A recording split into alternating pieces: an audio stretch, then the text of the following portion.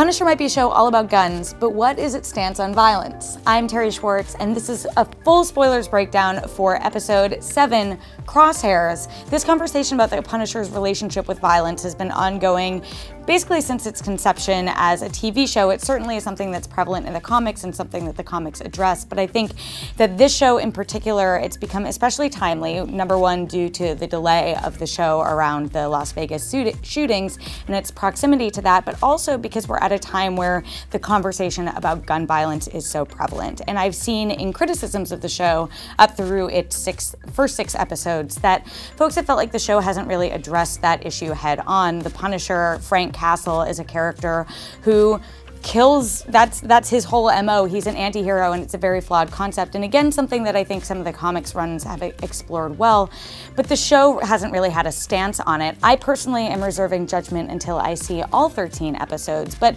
I did think that it was interesting and notable that in episode 7, Crosshairs, this is the first episode where Frank started to address sort of his morality line here. We see him really wrestling with the fact that he is potentially shooting a bunch of soldiers who are just doing their job.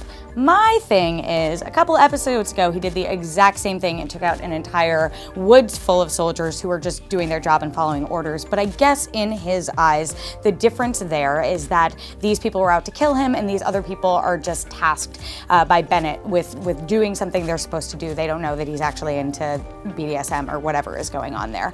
I do still think that the show falls short of actually taking a stance for all that Frank is wrestling with this concept. You know, he still then comes around and his conclusion at the end is there's never going to be a time when I don't take the shot on someone, and we see how well that works out at the end of the episode.